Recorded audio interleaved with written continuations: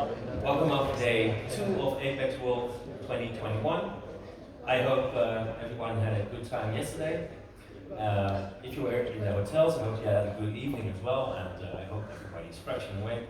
Also, a warm welcome to the students today and everybody who had a one-day ticket just for today. So, welcome. So, my slides are not up yet. Yes, thank you. Today we'll be speaking again about Apex, of course, and I will show you new features, live demos. So things might change. It's not released yet, and be aware of that. That's why we have the safe harbor statement right there. And this is part 1 of Apex 21.2. So I'll be going into a little detail about the features, and then later in the day, the closing keynote, my colleague Christian Wakita will do the other half of the features. So these are all the new features that we covered yesterday, and feel free to take a look again. And I want to ask, who is on 21.1 currently? So there are a few, let's say 19.1. Okay. And 18.1, lower than 18. Also. So I will also demo today the cards region and the advanced configuration, because there's quite a few components in the cards region, and it might be nice to see how I did that in this demo application as well. So let's get started. And the first one I will cover today is the smart filters. Showed this slide yesterday, but it's a new way of filtering your regions. It can be a cards region or a classic report, a calendar, and it's very compact in its UI. So what you see is that you have a search bar, and below that are the cards, and optionally you can have these suggestions, and that makes it very easy for end users to search. But it's very similar to what we have with faceted search, and these are the similarities, for example. So they serve the same purpose, just the look and feel is different, but they share a lot of code. So they have a common implementation, and they have the same set of facet types. But there are some differences, because facet types, facet is not used as a terminology in smart filters. So there's a difference between facets and filters.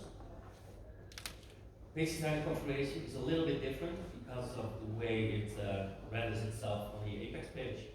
And the user interface, of course, for the end user is completely different.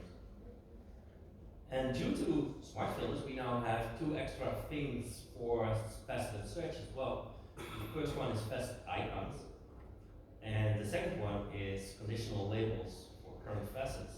So imagine if you have a gender column and you have male, female, or X. You don't really need the label itself in the current facet, because it explains itself, and others do.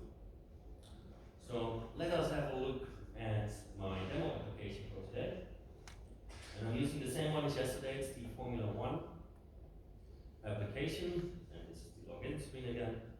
I'll log in. Nothing has changed, everything is the same as yesterday. So this is the starting page where you see the upcoming race, for example. The next one is in Istanbul, our leaderboard, and then some more details about the races. Let's go directly to the driver section, because that's where I've created a cards region, and on top of that I've added the new smart filters. So is it visible, or do I need to zoom in? It's okay, Beck? Okay, good. And like I showed you yesterday, you can search here by clicking into the field and then choosing one of your filters. And if you choose one, it will open like a pop-up that allows you to filter on a nationality. You can also use free text in here, and it will show you all the results with the term max in it. And then we have something here which shows the total records found. But before I want to show you how I built this smart filters, let's go and talk about this cards region a little bit more, in case you haven't used cards before and run it this way because it's so flexible, and I think it's my favorite component. So what you see on the top is my card title, and we have the subtitle. This is a special component. It's not built into Apex, so it allows me to see an image, a profile image of a driver, or if there is no image, it will show me the initials. And then we have like a body of the cards region, and here I've defined a secondary body with the teams that a driver used to drive for. So go and edit this page.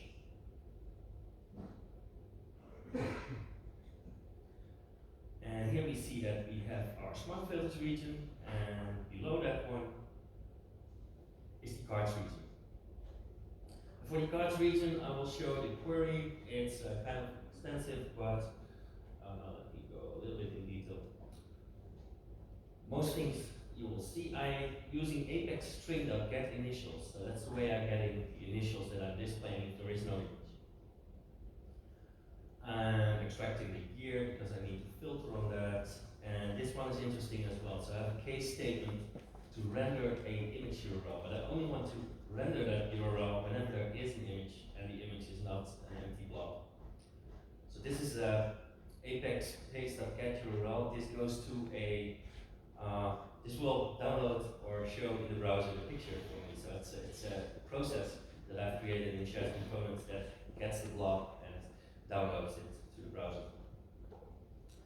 Another thing here is the, I see here the teams that the driver used to drive for. And that's my second level in this case. I'm using level statements, where I'm selecting all the unique constructor names per driver, and I want to concatenate them using a comma, and I'm using the list tag function to do that. So this is the query that I'm using as my source. If we go to the cards region itself, it will have some attributes, and quite a few actually. So you will see that it has a primary key column. It will have the title and the subtitle. So those are pretty simple, right? Driver name, nationality. If you go to my example, this is driver name, this is the nationality. So nothing special there. But then we come to the body, and the body is already more complex because we saw here it looks a bit like structured data with a label and value. So what I've done here, now it becomes more interesting before I open it up here, is I have a table element, and that table contains rows, and the rows contains two cells. So one row, second row, third row, fourth row, and fifth row. But this is not typical HTML, so it's template directive, which is applied in JavaScript. So this is kind of extra HTML that Apex can deal with. And in this case, it's an if template directive. And if there is a best result, if the value is not null or not false, then please render this row for me. So the best result and the value. And I'm doing the same here for the best grid. So yes, there could be drivers who start a race but never finish it due to a crash and never appear again in a Formula 1 race.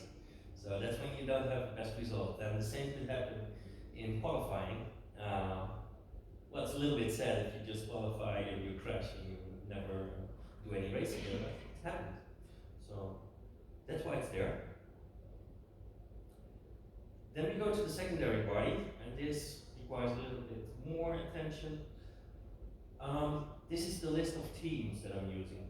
So one of the other template directives there are is the loop statement. I'm creating an unordered list.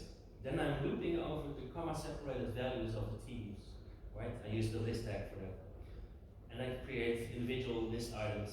And this is special notation, also documented, to get each value. And after that, I end the loop. So if you're wondering, what is this strange notation that you're using, this extra templating directive, you can go to our JS documentation. If you would navigate to apex.util, and then to the apply template, you will see a few of those. So let me scroll a bit down. Here it talks about the directives.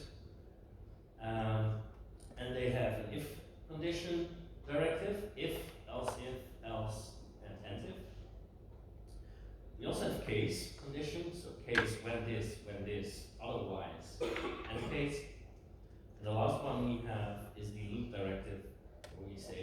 this is the separator over this value, and then it also talks about the apex.item notation that I used as well. So you can also get to the index if you want to. So that's pretty flexible, and it's used in multiple places in Apex right now. And let's go to the image, right? I'm showing the image as well, or driver. And that uses the Oracle Jet avatar element. So this is what it looks like. Pretty straightforward. So I'm calling Oracle Jet avatar. I'm saying the size should be XXL. These are my initials. The initials will only be used if there is no image. So I specify my image URL as well, and then I'm giving it a label. Now in order to do this, because the avatar is not a standard functionality within Apex, you need to load Oracle Jet on your page. It requires a few steps on page level, and the ones that I want to show you are here. So first of all, we require a jet. You will find this in the help section, but you don't need to load a specific jet library. If you put this there, it will load jet for you. And then we want one module, that's the OJ avatar module. And we have an empty declaration as a callback function. I need to load the CSS as well. So in Oracle Jet, you don't load parts of the CSS, unfortunately, you load the whole library of Oracle Jet.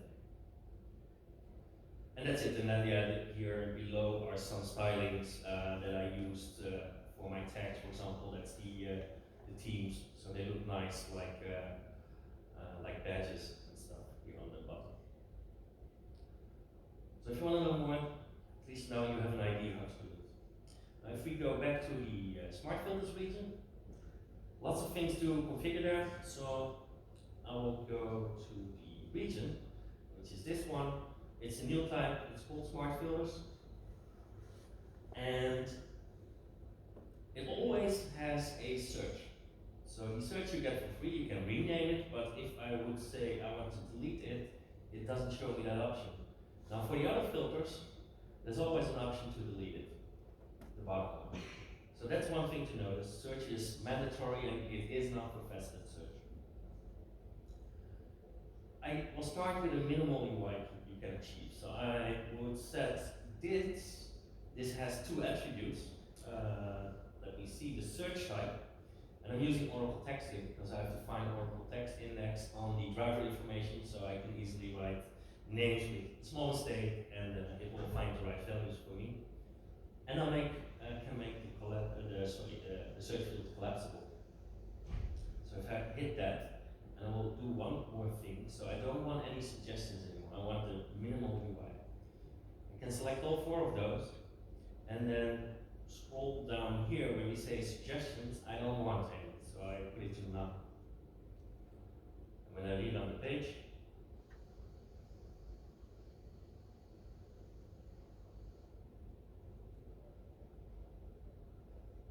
the card region will be there, but the only thing you see is a mini icon button where there's a magnifying glass right here. And when I click that, the search bar appears again. So this is really, if you want the most compact smart filters, that's the way to do it. And now again, I can look for races where they are bigger than 200 and all that stuff. So if you look at the different filters, you will see the same as we have for the faceted search. So it will be a checkbox group, input field, radio group, range, and search. So the search we're already using, and the rest really depends on your data. So if you look at the year of birth, for example, that's probably a range because it's hard to filter per year. Probably you need to be really specific about everybody's date of birth. Radio group, if you only want to select one value instead of multiple, if you want multiple, go for the checkbox group.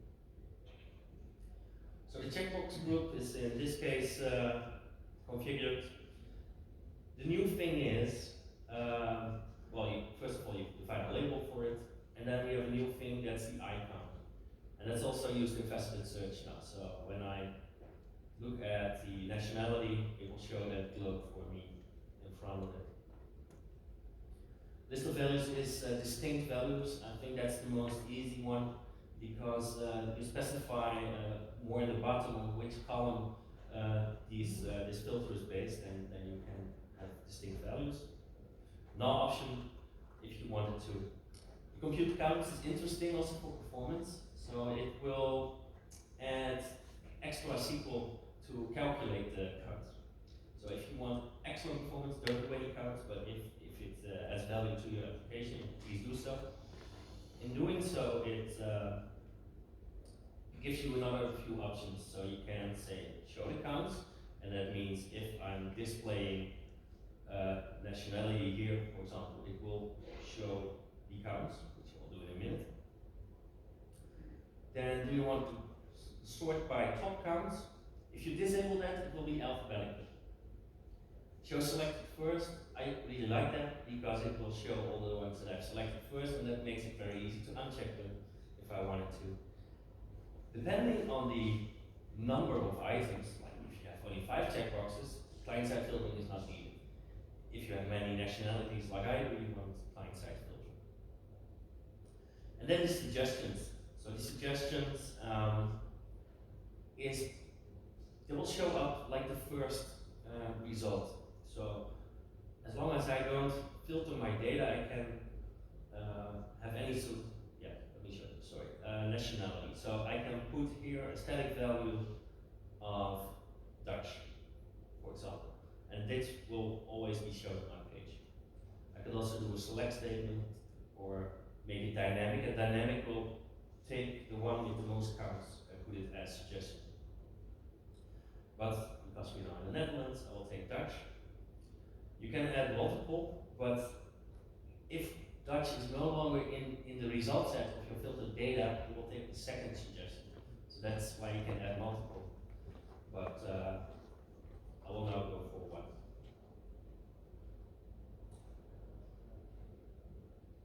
So what we see here, okay, there are no drivers from the Netherlands with above 200 races, so I'll delete that filter. And now I see that I have 17 Dutch drivers. If I click this button, I will see that the most drivers are from Britain, UK, and then we have the Americans, Italians, and stuff. So if I would select, let's say, Australian, and I will go a bit to the bottom, Hungarian, close this one. Now if I open it up again, these will be sorted at the top, so it's very easy for me to unselect them again. Or I can remove the filter if I don't need that filter.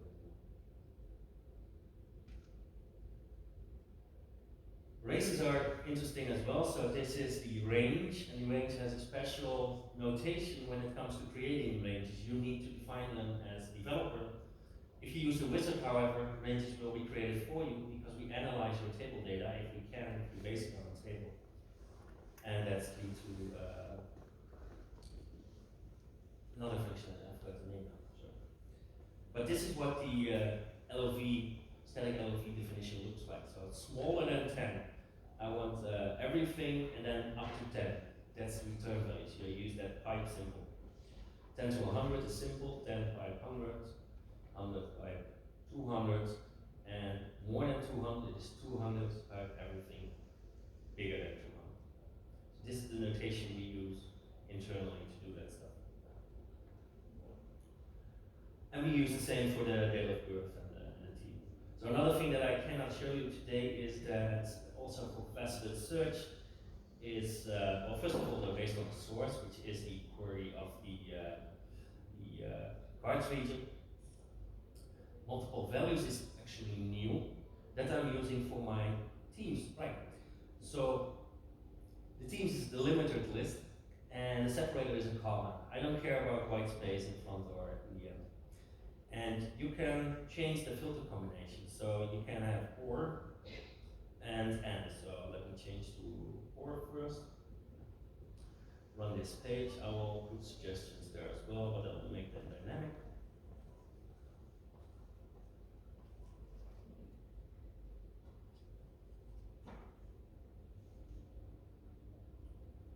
So let's say I want people from Minardi and Red Bull team. So then I would go here to Minardi, add that one, and Red Bull. And then let's see which results we have.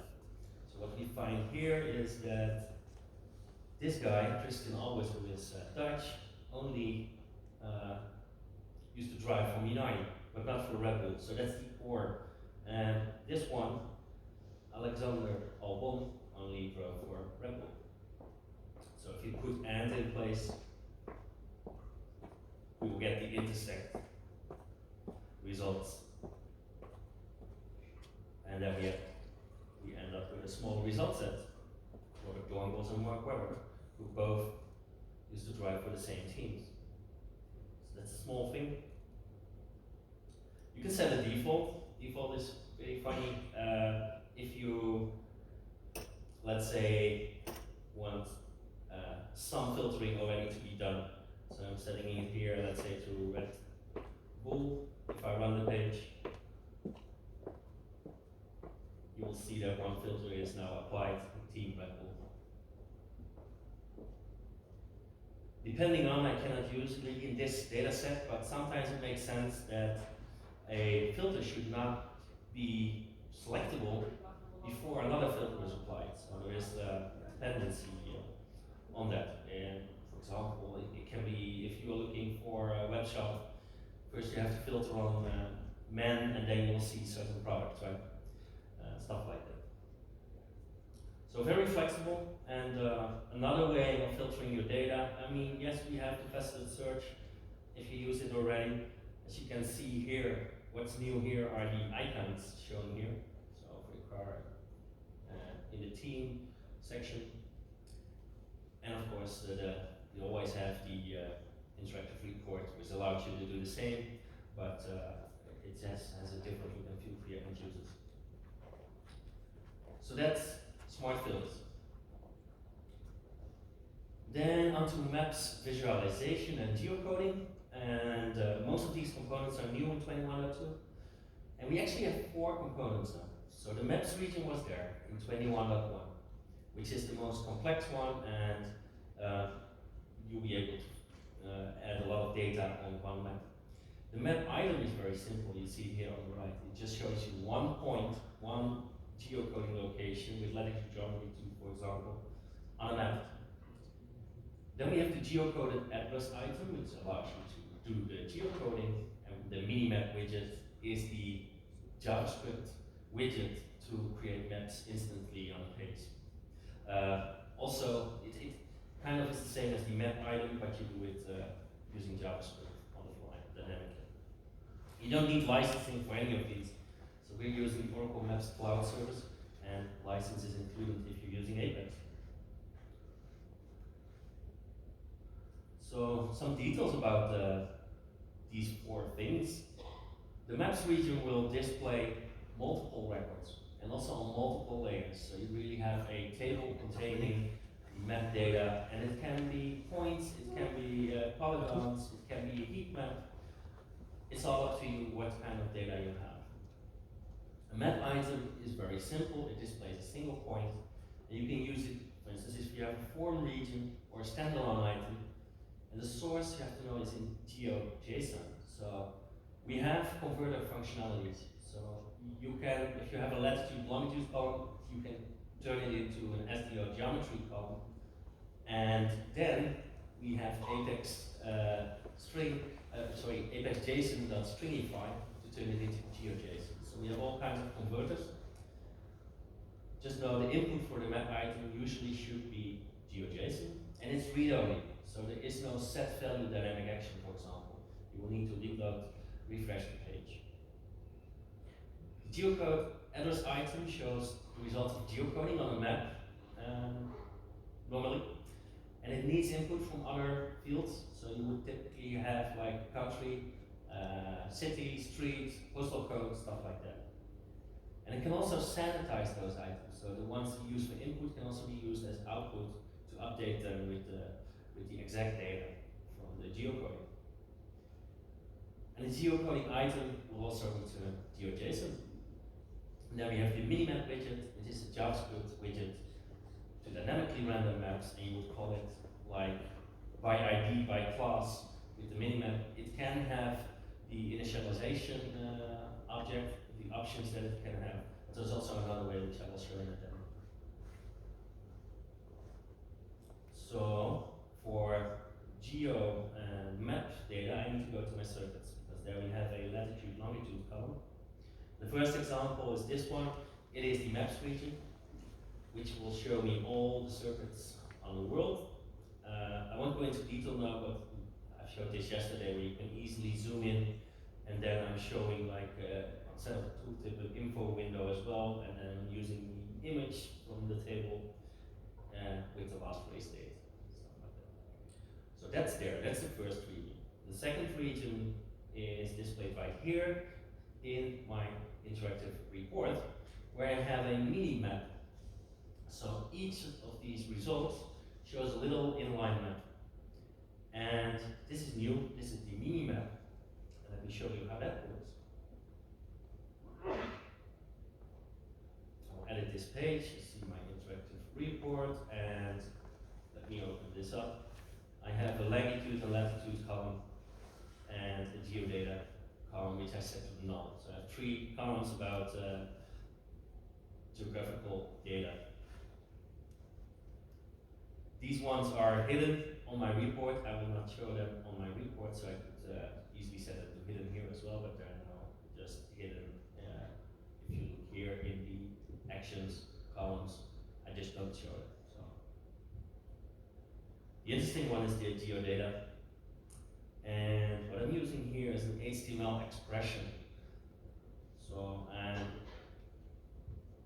adding a div for each record with the class minimap, and then I'm giving it that data from my columns. So it needs to be centered, this minimap, on this longitude and latitude. So this will be an array of two values. The minimap widget is able to pick that up. I want the zoom level to be 8. I want to show the marker. This will be my tooltip, the name of the circuit, and I give it a style, so it looks very nice. Now, this minimap needs to be initialized. So what I've done is I have a dynamic action that triggers after refresh of my interactive report to execute one mini line of code. So all the elements with the minimap class should be initialized as a minimap widget. Why does this work? Well, I've set my interactive report and I've enabled lazy loading, so I'll always have a refresh event. That's the first one. Then if we go and change one, let's take our Apex circuit that we created before, we see here a form region. And one of the items on that form is the map shown right here, which is the map item, the second item. So let's go and change this page and have a look. For my form region, I'm using a query because I need to do that conversion from longitude latitude to a GeoJSON notation. And this is what it would look like. So first, I have my longitude and latitude columns in my database, and I'm turning that into SDO geometry. And then I'm stringifying that so I get GeoJSON. Now I don't know if this step, SDO geometry, is really needed. That's how I did it. Feel free to explore it. Maybe there's a shortcut to it. But this is also a supported way. And then what I've done is I have here the map display map item.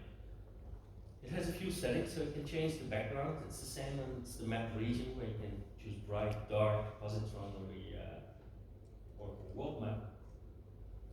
The zoom level, if it needs to show a marker, a tooltip, marker color, and if it needs to be interactive, stuff like that, how high it should be. All looks good to me. And yeah, that's it. That's how easy it is. If you would do it, let's say it's not a forms region, then in the bottom you will find the source. I could easily turn this to, let's say, select a SQL query, and that needs to return GeoJSON. So just know how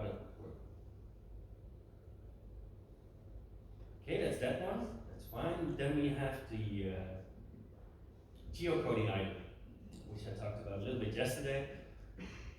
In this case, I've populated the country, the city, and the street name, so I'm easily able to do geocoding location. So it calls the Maps API, does geocoding. This is what it returns, one address.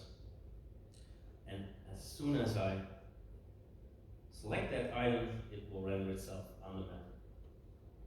This is not the maps item, but it's the geocoding item. And as an extra, I turn longitude, latitude, because that's what I use for my table inside. Let's go, sorry, this one is still not saved, so I have to go to page 50. So what you will see here is that geocode item, and it has a number of settings. The country type, so you need to have a country to do geocoding. And we have, for instance, a static list of countries that you can select from. But it's a limited list. So if you have other countries, feel free to add your own page item. That's what I've done in my case. That's the item. Sorry, I will put that back. Then you can choose, do you want a structured address, or do you want to do like a free search, where you only need the country? I will show you that in a minute. First I will do it with structured, because I can also sanitize the address. I didn't do that right now, but I could, so I will put that to true. Then I specify some of the items I have. I have a street, postal code, and a city. And then you can trigger geocoding. So we have three options there. Dynamic action, so I'm clicking a button, the button triggers the dynamic action to do geocoding. Automatic means it will try to submit the page. If geocoding is needed, it will do it, and then you need to submit the page again. And the other one is a jQuery selector, and it can also be used as an on-change handler. Let's look at the help text, what it says. So if you do jQuery selector, then whenever the change of an element is taking place, so whenever I change my street name, for example, geocoding is triggered. But I don't want that right now, so it's based on dynamic action. I just put the sanitized address to true. One thing I can do here is right click and load my frame again. So when I now locate, notice that postal code is empty. When I locate, it will find that for me, and it will update the postal code and the city if it needs to be changed and stuff. Let's go first to this, how this is rendered. So the geocoding item itself, let's talk a bit more about that. Because if you would go to shared components, there's a component setting for this item as well. So we have here the geocoded address, and it has a number of things. You can relax a house number, we use the exact one. You will find in the help text more information about everything that it means. The funny thing I want to show you here is that you can display it in a different way. So you can also use the grid view, and it can even show the coordinates. So let's put everything to no, let's put it to no because my screen is too small. And the background for the item itself, again, the ones we installed earlier. And here you specify the height, because it depends on if you show the map in the item. So I apply my changes.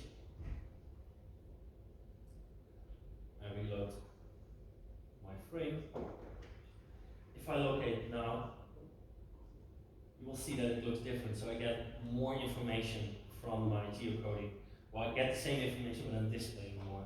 So it shows me the score, which is a result that you get from geocoding, and I can also preview it on the map and determine before I select it if it's the right one. And then I can double click in this case because it's a grid and it will update it for me. So after geocoding, you can get to the value of your geocoding item. That's another thing we can set. And here's my geocoding item. So what I've done is I've defined a dynamic action that works like this. And let's see what it does first. So What I'm using is the change event. When this item has changed, then I want to execute something. And what I'm doing here is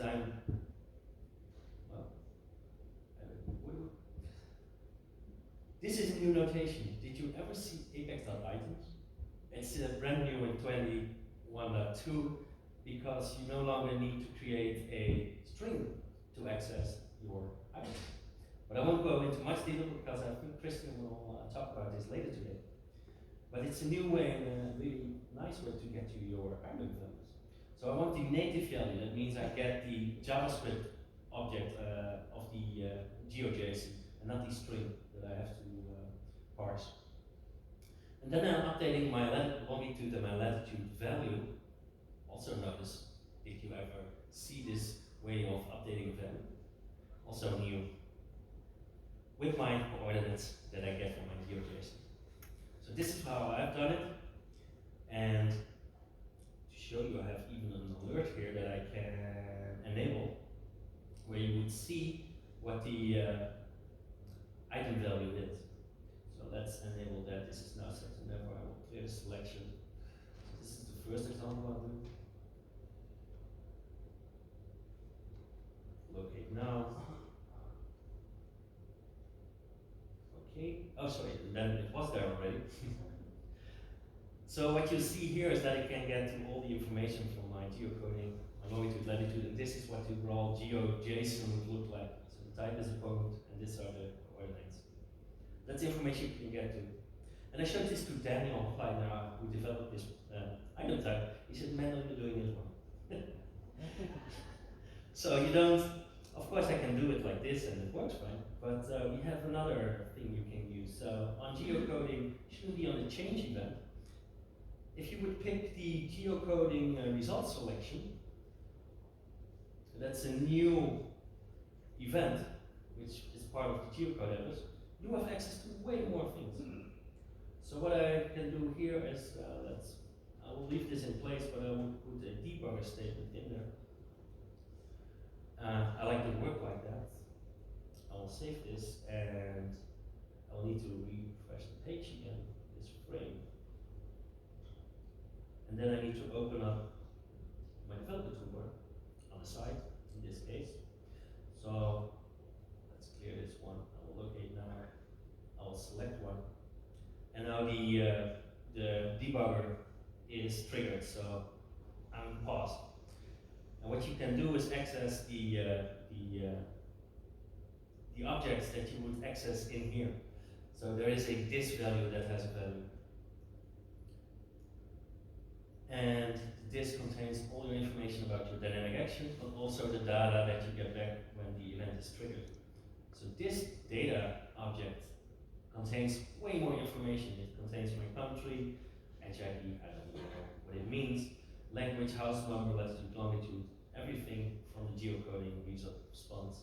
So he said, look, if you use this kind of code, it's more easy to use the latitude and longitude column because it's more expressive. So I think that's all about geocoding. Let me show you one other example. Is the unstructured way of working. In the geocoding, I can set structured address to false, and then I need to define the address item, which in this case I will use the search, and the rest can stay the same.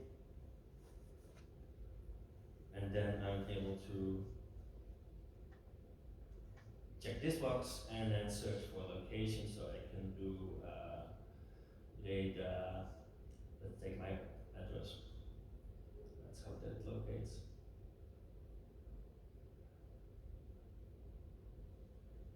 And it will find, in this case, Breda. I think if I do it the other way around, from Voorstraat Breda, then it will find.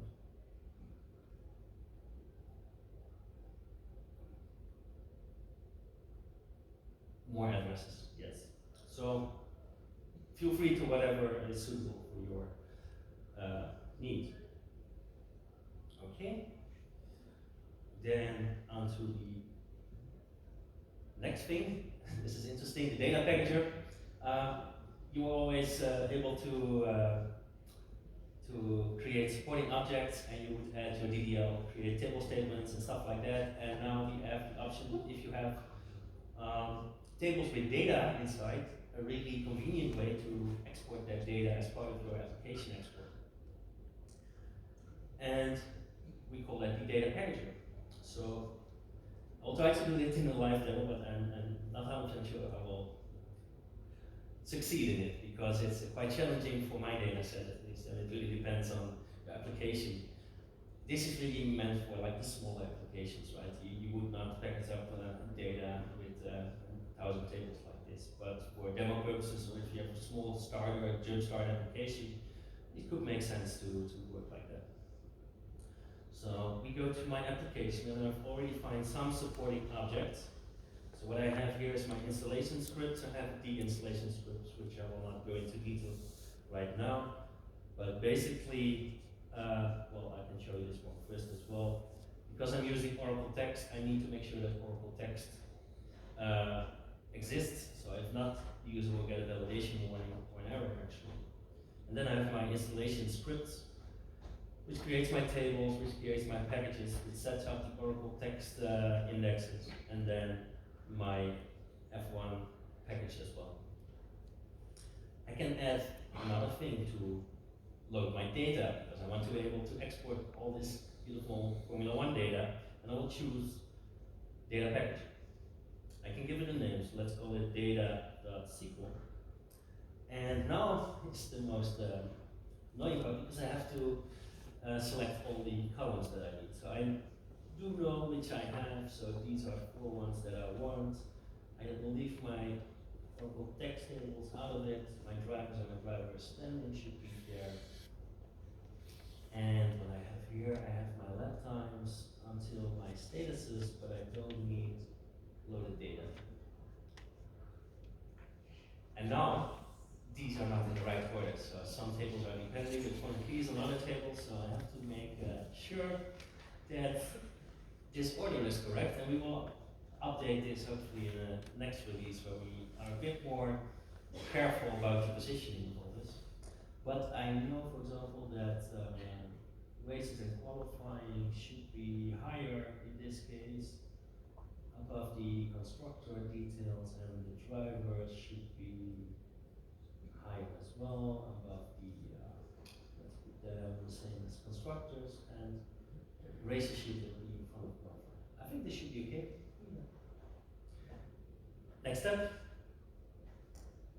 you can decide how many rows you want to export per table, and notice that in some tables I only get 9 out of 10 columns. So this is because I have a blob column, and blobs are not yet supported in the data packager, and it will also tell me this here in the bottom that blob is not currently supported.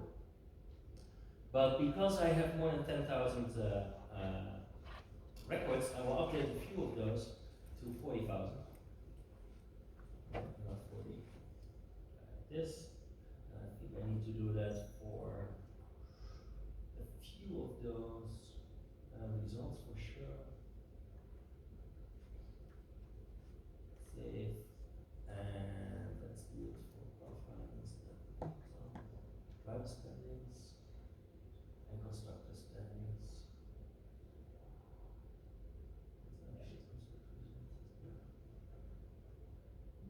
Okay, now I think I'm good. So 9 out of 10 is demo fields.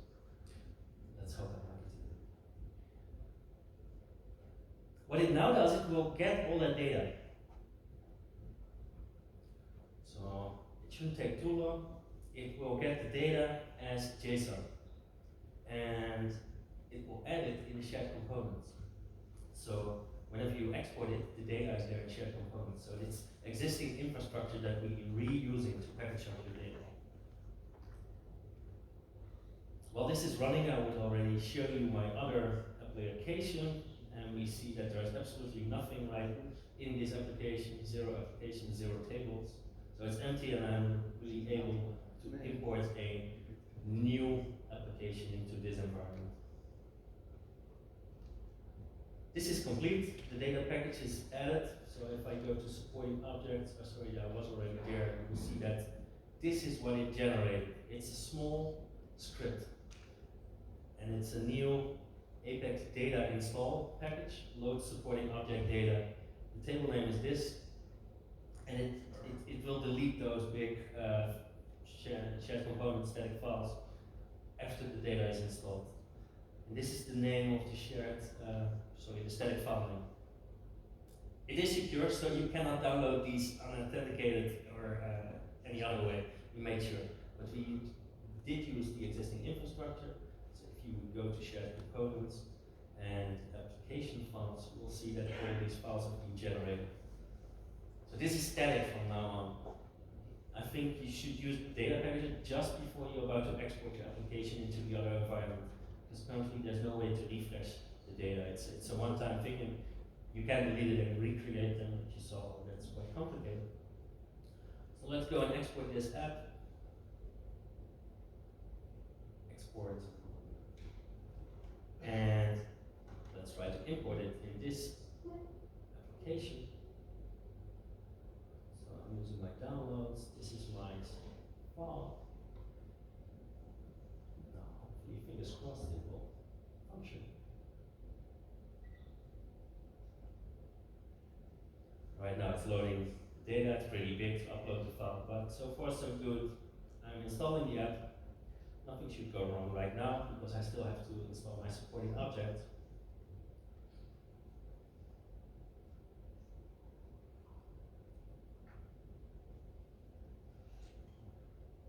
This will of course take a while because of all the data that's inside there. But there it is. Okay, last step. Install please. And this is really the step that could go right over.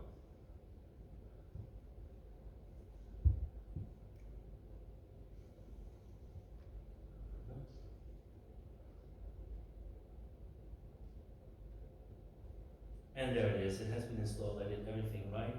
So I cannot enter the app yet because I'm using access control. So I'll add myself, I know my username is demo and I want to be an administrator.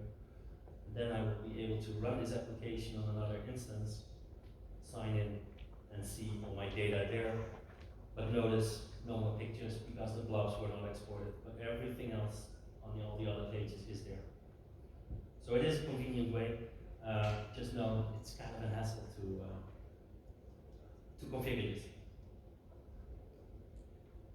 Then we have the Apex Date JavaScript API. We needed to create this because we're saying goodbye to moment.js, and we can use the Apex Date JavaScript API for calendar regions and for the date items and stuff. And it does manipulation, parsing, and formatting comparison of your dates.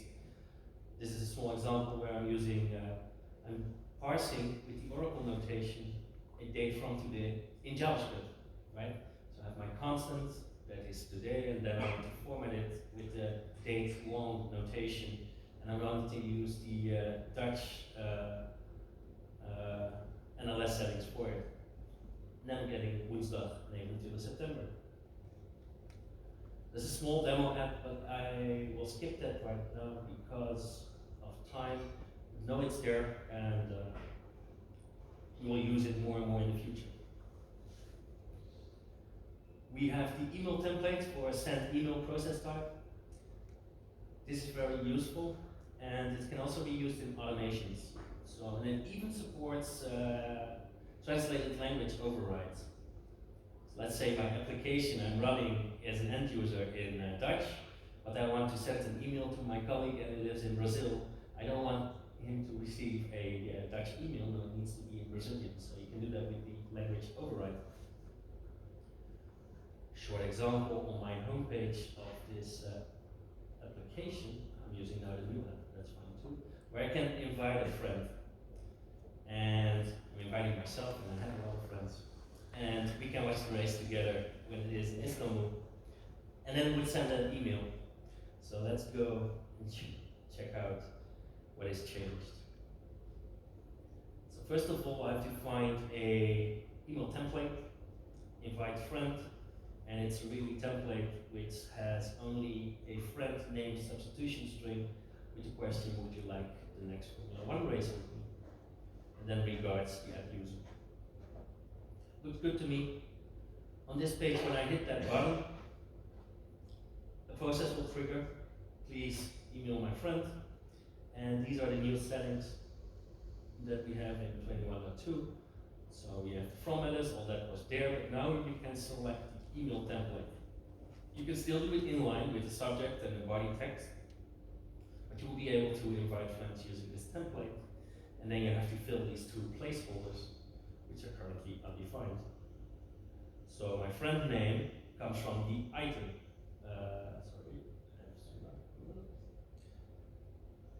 There was an item here called friend name. So I'm using that item, and the app user is the app user value. That is the same as we have in session state. So this is the way it should work. I have a local instance now, I don't have Menno configured, so it will not pass anymore. But it's a very useful way. You can also use this in automations now.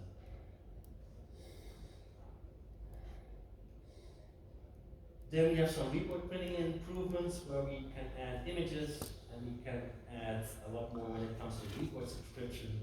And we have the strip rich text attribute. So small demo, let's go to the first app again, where I go to my drivers. And in this case, I'm not interested in these cards and smart filters, but I want to see my interactive report. Where I have a filter, it should have an image, and the nationality is Dutch. And I also have a rich text item. So first of all, if I download this report now, the thing that changed is two things. In HTML, Excel, and PDF, I can now include images. So let's download this as PDF.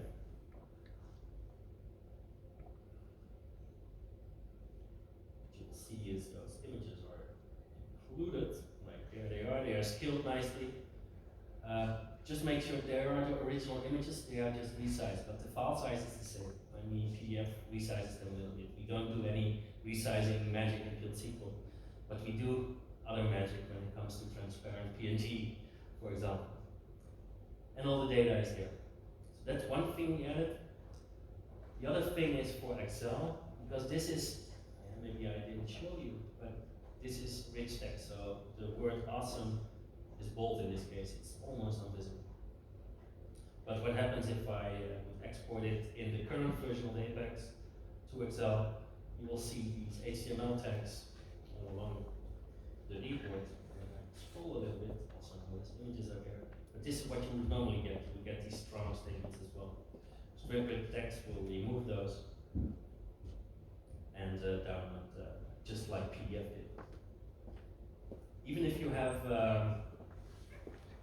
Markdown, it will do the same. So rich text is HTML and Markdown.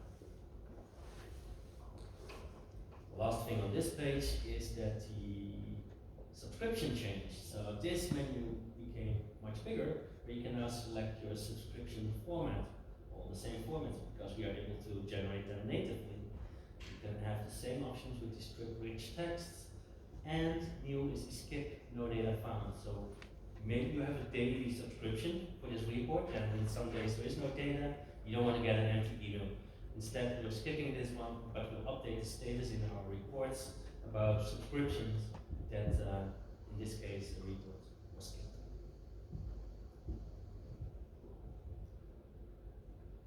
And that's it already. I think my time is up. So I'd like to thank you.